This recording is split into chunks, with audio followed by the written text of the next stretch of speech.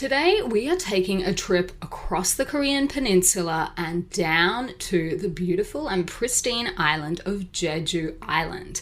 We're going to be talking about K-Beauty's obsession with Jeju Island. If you've ever looked at a K-Beauty product and wondered either what is Jeju or why do so many K-Beauty ingredients seem to come from there, you are not alone.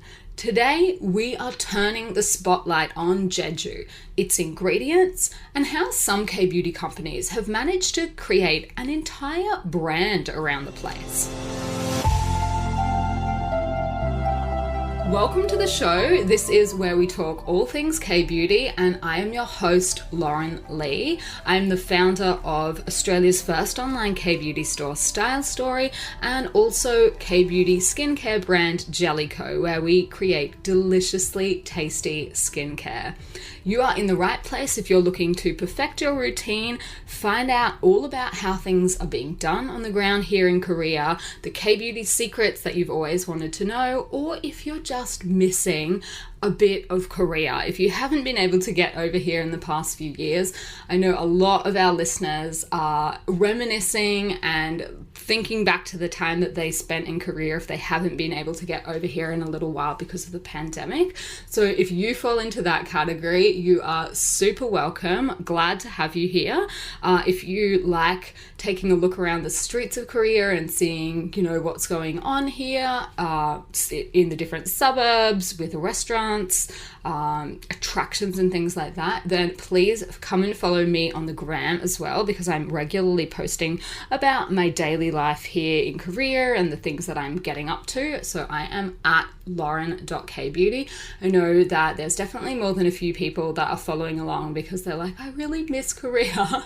And I like to, get a sense of what's going on over there because I haven't been back for a while. So if you fall into that category, then you are very, very welcome. And I hope that you'll have some fun listening to the show. So to start off with today's K-Beauty news headlines. This was quite I think out there headline. The headline I read was K-Beauty caught by the ankle due to container shortages. So that's how I'm translating it. This was, of course, a news article in Korean, but that is what the headline was. Basically, that K-Beauty, not in a good place. I'm struggling to get my words out this morning. K-Beauty not in a good place due to container shortages. So guys, this has been an ongoing problem, and I know we have been facing it increasingly more and more. There is a really big disruption happening around the world in shipping and logistics, and that's partly due to port congestion. So at the various ports in all the countries around the world, there is a lack of people to unload everything at the ports, and that's obviously directly due to the impacts of coronavirus. I know, for example, at the ports in Sydney, because everyone is having to keep really socially distanced, they can't put on as many workers as they normally do to help clear the ships. So what's happening is that the ships and containers are both being really tied up, and there's just a roll-on effect with people that are trying to export across the world, is that they can't get the access to the ships that they need because, what used to be a pretty quick and tight turnaround process is taking so much longer. It takes longer for the boats to then come back and then reload. So this news article was talking all about that. And the various different exporting industries that have been affected by this in Korea. Now, Korea's biggest exports tend to be in things like semiconductors, electronics, and their petrochemical products, but also obviously a lot of cosmetics and textiles get shipped from here as well. Now, even though cosmetics and textiles tend to be cheaper than their volume, they are suffering from a really vicious cycle of order cancellation and damages due to missing their shipping times. So I have really noticed this. This has been a problem since last year for us too at Style Story and Jellico. Everything is just taking so much longer and it's so much more expensive. I can't count the number of times that the post office, even in Korea, has just completely cancelled their shipping service to Australia because there are no boats. So I was chatting to someone else the other day, and she was, pulling her hair out and saying a shipping container that used to cost $800 for her is now about $4,000 or $5,000. So that is a huge increase. If you're used to paying $800 for a container, and it's now costing you $4,000 or $5,000 to ship the exact same stuff. But that's just the premium that people are putting on these containers. So you will notice this starting to trickle through for a lot of the consumer goods, particularly going into the end of this year. This is not the only report I've read of this. I think CNN had something the other day in the news about it as well. So especially coming up into the Christmas, Thanksgiving, New Year lead up, I think we're going to be seeing a lot more of this. You're going to be seeing a lot more products, out of stock for longer. And that's basically just unavoidable. There is literally nothing we can do to get them there quicker. Sometimes air freight is an option, but not always. And air freight is very, very expensive. So most of the time you're better off not sending it at all than sending it by air freight, just because any, profit margin that would be in the products is completely eaten up by the air freight.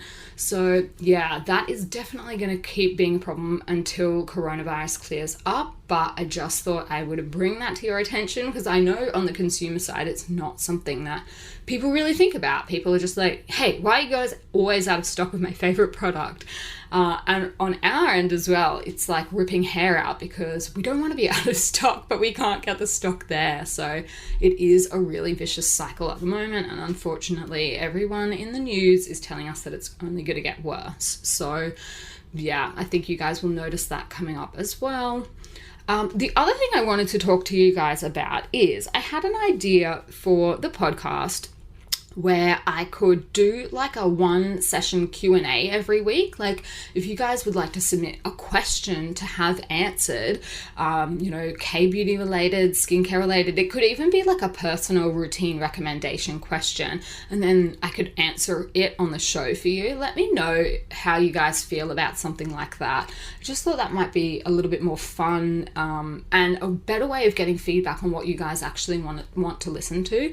I know some people do from time to time give me like shows and episodes that they would like to hear, and I love doing that, but I was thinking, sometimes the questions could just be a little bit quicker to answer, maybe like a 5-minute kind of Q&A sort of thing. So let me know your thoughts on that, and also I guess if you have a question that you would like to submit for the segment, if you are keen for it, drop into my DMs and just let me know, because that would be helpful to gauge your reaction and interest to that kind of thing. So lauren.kbeauty on Instagram is where you can find me, and just let me know if you have any immediate thoughts, feelings, reactions to that kind of an idea. All right, so Jeju Island, guys. And it is not Jeju or Jeju, which I've seen some foreigners just don't know how to pronounce it. So it's actually in Korean Jeju-do, which is Jeju Island. So you will sometimes see it referred to as Jeju-do and sometimes as Jeju Island, but it's not Jeju or Jeju or anything like that. It's Jeju.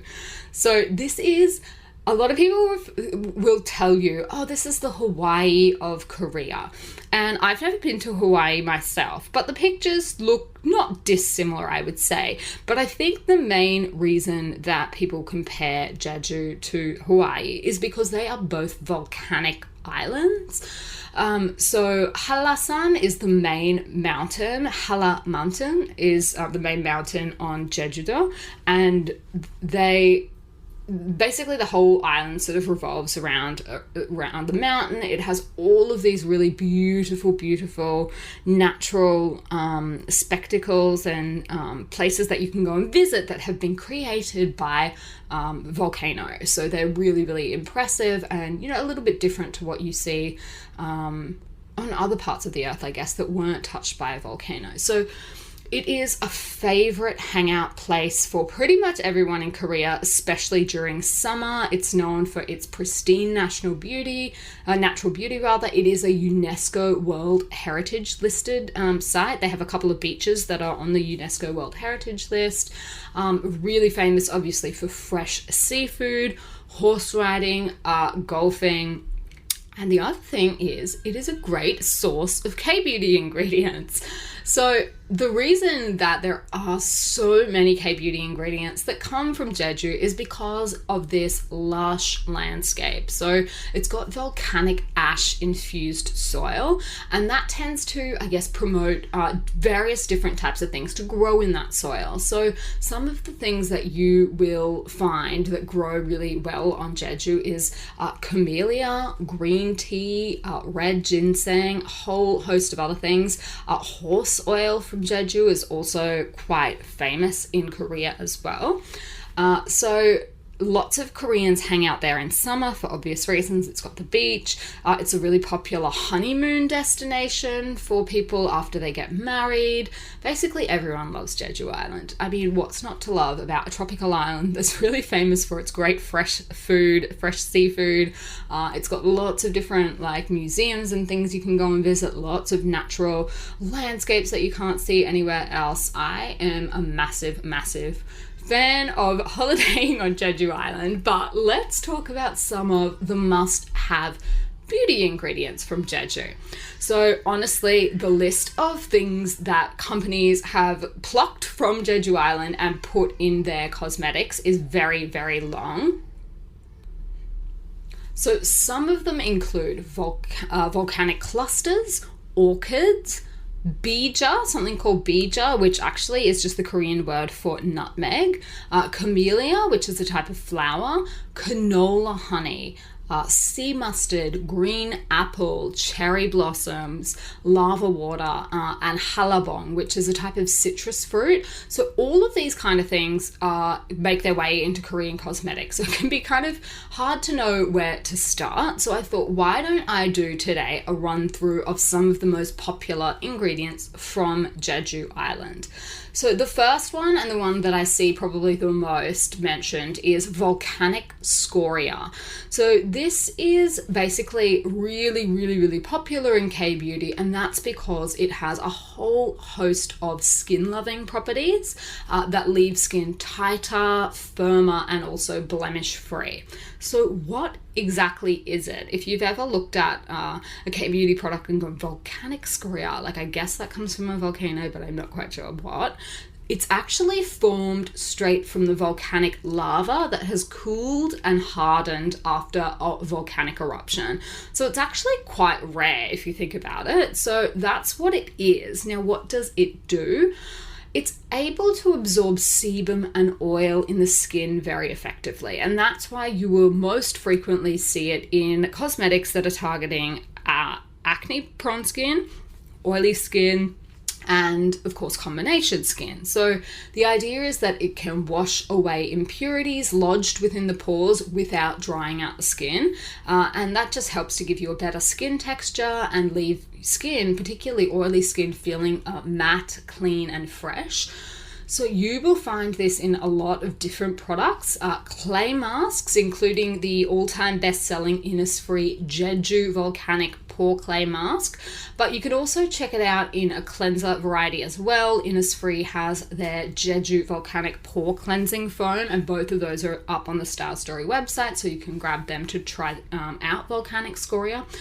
The other thing I would say is that, look, we are essentially talking about something that has many of the benefits of a clay.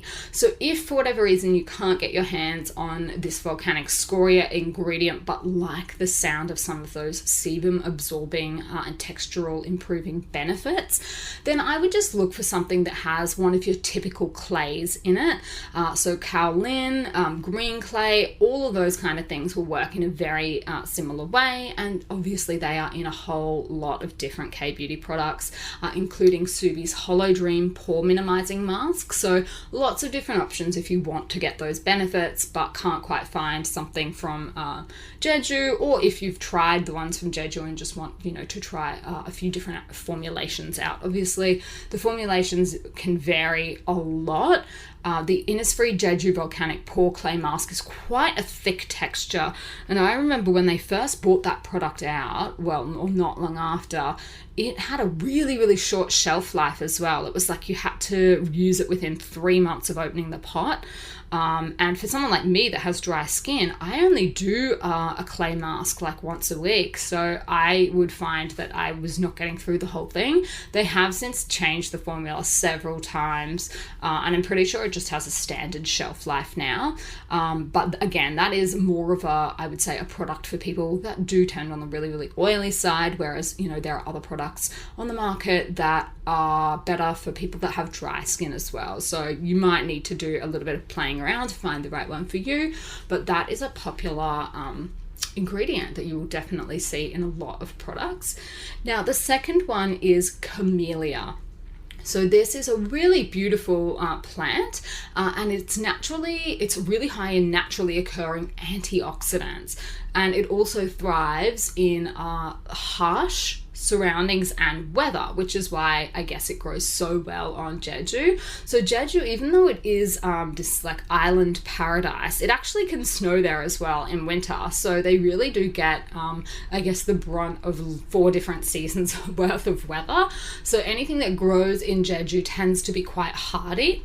Now, what does it do? So obviously, it's a really popular skincare and hair care ingredient, and that the reason for that is that it evokes strength and vitality, and it penetrates really deep into the skin and hair to promote cell growth. So some of the natural vitamins that are in camellia include things like vitamin A, vitamin B, vitamin D, and E. So all really great ingredients in their own right, and they're just naturally occurring in camellia. So it's often, I see it most often extracted as an oil, I would say. And when it is in its oil form, it is easily absorbed, it's non-greasy, so it's just a really nice moisturizing ingredient. It keeps skin supple, and it has a high composition of oleic fatty acids as well, which makes it a great emollient. So I know we've spoken about oleic fatty acids on the show before, but the camellia oil is full of them, so this is a really nice one. So I guess a bit of the history of camellia oil is that it has been harvested for centuries by women in Korea. It's a winter blooming flower, which is a little bit different, I guess. And it was always, you know, people were like, anyone that has really glowing skin and long lustrous hair has used camellia oil. That was kind of who it was thought to be for and who used to use it. So it has quite a famous and long history on Jeju Island. Now, if you happen to be on the island and you want to find them growing, there is a site on Gotjawa that's one of the best places to see camellias on as well. So I think I've already talked about what K-beauty products you'll find it in. It's very, very versatile. So hair products, oils, and if you're looking for brands that do have camellia-based products, Borean has some, Blossom Jeju, Solwasu, and even Innisfree as well has some camellia-based products from Jeju Island. So check those out if you are wanting to try it out. Now, the third ingredient, and this one is so popular, whether it's from Jeju or not, is green tea. So obviously it's long been proven to have great anti-inflammatory properties. It is a calming and a cooling ingredient, so it can leave skin feeling smooth, supple, and deeply hydrated. So Jeju, why Jeju green tea, I guess you could ask, and that's because Jeju, the green tea that is harvested from Jeju Island has a bit of a unique quality to it, and that's because it's in a volcanic zone. So, and it's located between mountains and seawater. So it is a really beautiful ingredient to obviously use in cosmetics. It can help deactivate free radicals in the skin, which of course helps us with our signs of aging. So who should use green tea? Obviously, people that have sensitive or irritable skin types will find it a really great addition to their skincare routines, but it also has really good depuffing qualities when it's used in eye products as well. I don't know if you guys have ever tried putting like tea bags underneath your eyes to depuff them if you wake up with puffy eyes in the morning. A lot of people will swear by that. I remember when I woke up on the morning of my wedding, for some reason I had puffy eyes and my hairdresser was like, quick, go and grab the green tea. So I did like green tea eye bags to help green tea bags to help with my eye bags on the morning of my wedding. So that's obviously like the very low budget way to do it, or else you can find it in like a nicely formulated product as well.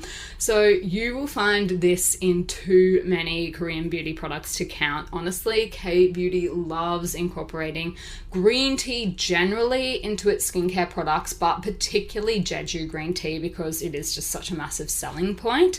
So I think everyone will have heard of Innisfree's green tea seed serum, a beautiful product for oily skin. And they've sold so many millions of it. I think I tend to see that product in articles that's like, one of these sold every, 5 seconds or something like that. I'm not sure exactly how many seconds apart people buy one, but needless to say, it's a really, really, really cult product. So that's a great one to try if you do tend towards the more oily combination side. And then another nice product for pretty much all skin types, I would say, is ISN Trees Green Tea Fresh Toner. That has Jeju green tea as well. Toastwong's Pure Green Tea Mask is a very, very beautiful product.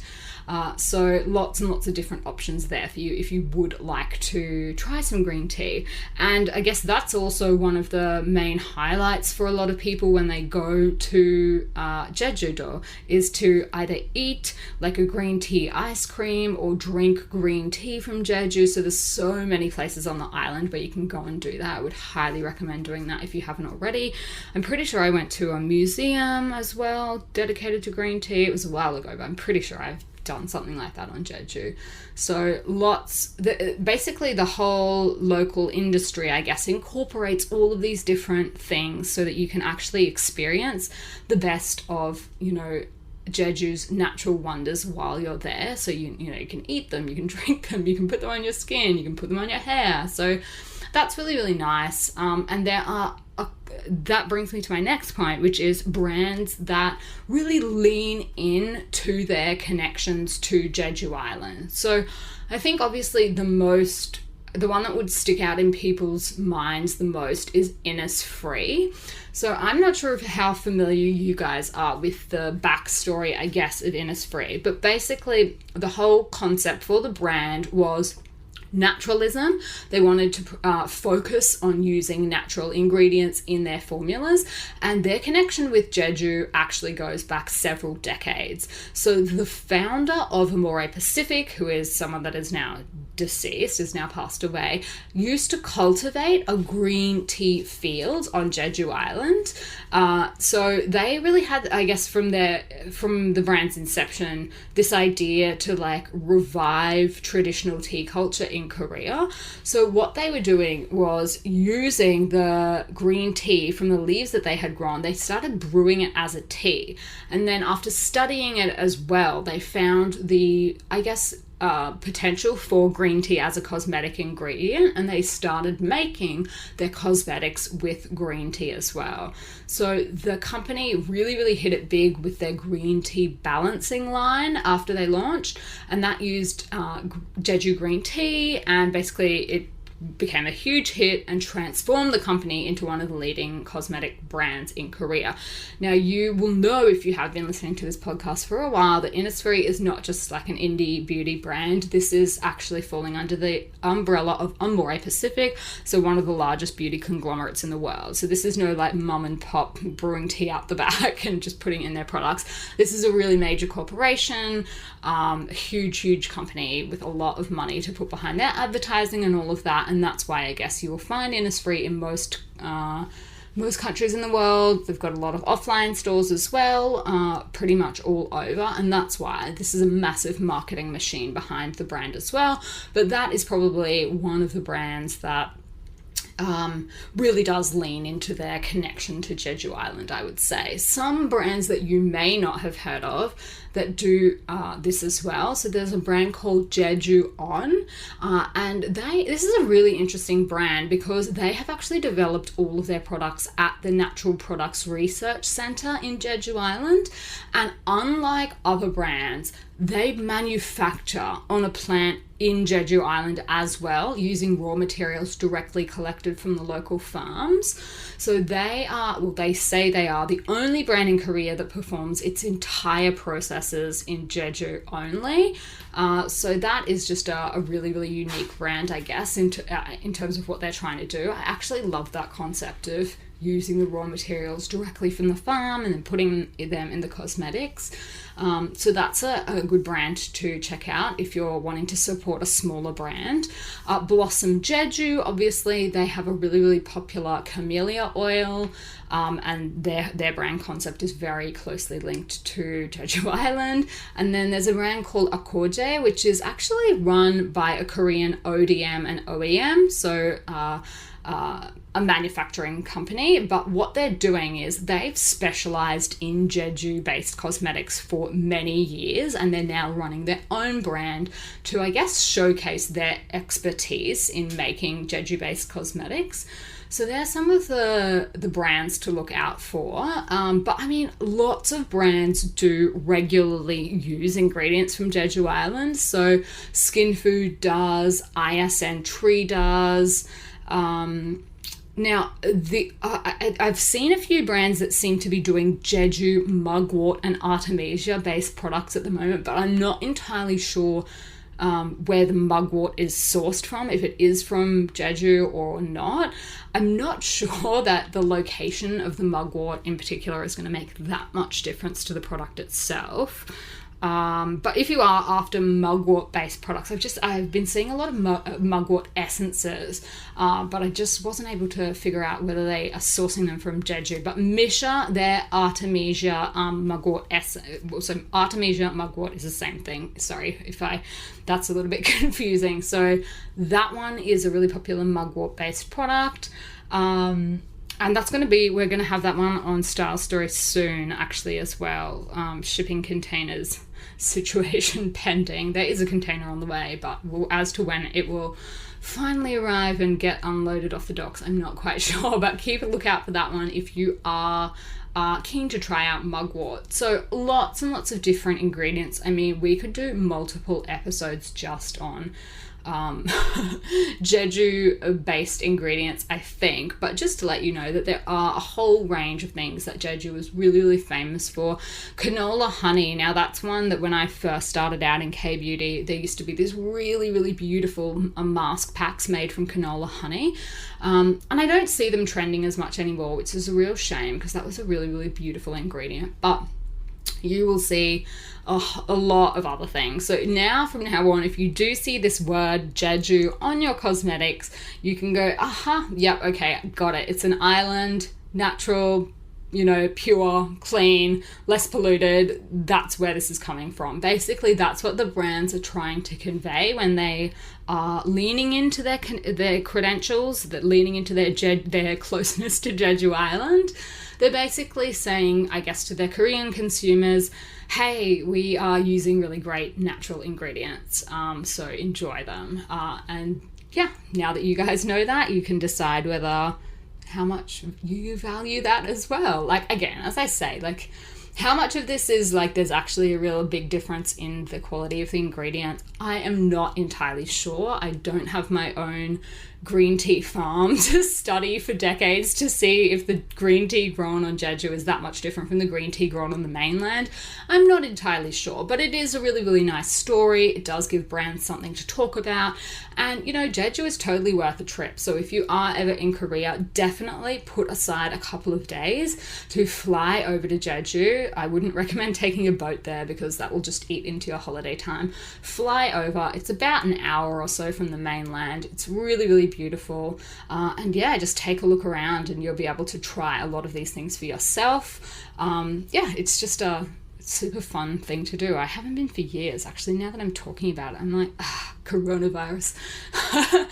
All right, guys, that is all I had for you for this week. So I hope you've learned something new. And if you have, I would love if you would give me a rating and a little review if you have time.